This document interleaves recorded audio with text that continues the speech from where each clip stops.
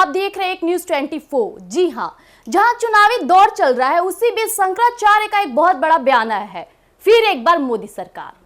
आप भी चौंक गए होंगे कि ये किस तरह का बयान है। शंकराचार्य ने बीजेपी को लेकर के बहुत बड़ी भविष्यवाणी किया है। उन्होंने कहा है कि जिस तरह से नरेंद्र मोदी और योगी आदित्यनाथ साथ मिलकर एक दृढ़ शक्ति के साथ देश को चलाते हैं, वो कहीं ना कहीं बीजेपी को लेकर के एक सकारात्मक ऊर्जा का सहयोग करता है।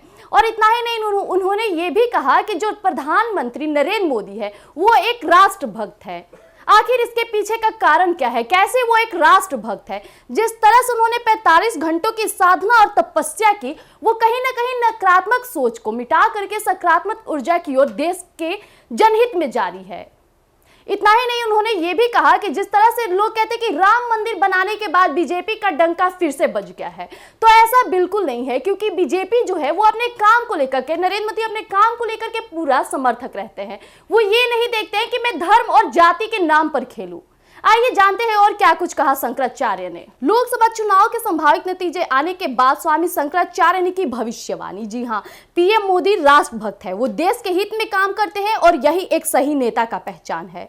चुनावी नतीजों को लेकर पूरी पीठ के शंकराचार्य स्वामी जी ने किया बहुत बड़ा ऐलान। उन्होंने कहा कि नरेंद्र मोदी एक बार फिर से देश की कमान संभालेंगे। उनके मुताबिक लोगों का मानना है कि इस बार बीजेपी और एनडीए गठबंधन के वोट कुछ कम हो सकते हैं, लेकिन जो सरकार अभी देश में है वही चुनाव के बाद भी बनी रहेगी, इसमें कोई संदेह नहीं है। जिस तरह से मोदी और योगी जनता के हित में कार्य कर रहे हैं, उनके अंदर एक दृढ़ शक्ति की झलक उभरती है। और ये दोनों राजनेता अपना पेट भरने की कोशिश कभी नहीं करते और ईमानदारी से देश को चलाते हैं। वहीं उन्होंने ये भी कहा कि प्रधानमंत्री हैं एक राष्ट्रभक्त। जी हाँ, राष्ट्रभक्त। जिस तरह से उन्होंने 45 घंटों की साधना और तपस्या की, वो सिर्फ एक राष्ट्रभक्त ही कर सकता है, जो देश को नकारात्मक ऊर्जा से दूर सकारात्मक सोच के साथ सच्चे मन से देश को चलाने के संकल्प लिया, और वो जरूर फलदायी होगा। वहीं उन्होंने बहुत बड़ा बयान जारी कर दिया। उन्होंने कहा कि राम मंदिर से बीजेपी को फायदा नहीं। जी हाँ, राम मंदिर से बीजेपी को फायदा नहीं। शंकराचार्य ने कहा कि चुनाव में ना तो उन्होंने किसी को श्राप दिया है और ना ही किसी को आशीर्वाद दिया है। उनके मुताबिक मौजूदा समय में संत समाज भी पार्टियों के साथ बट गया है।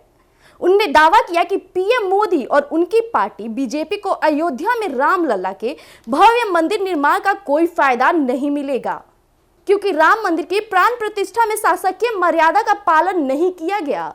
ज्यादा श्रेय लेने की कोशिश में जल्दबाजी में प्राण प्रतिष्ठा कराई गई और ये विपरीत दिशा का कोई चहल नहीं है। जैसा कि आप सभी ने सुना किस तरह से शंकराचार्य ने कहा कि राम मंदिर को लेकर के बीजेपी को कोई फायदा नहीं होगा, क्योंकि उन्होंने कुछ बातें ऐसी कही जो पूरा देश हिल सकता है। जी हाँ, इसे पूरा देश सोचने को मजबूर हो सकता है कि प्राण प्रतिष्ठा में क्या कमी आई, जिसको लेकर शंकराचार्य इतनी बड़ी बयान दे रहे हैं।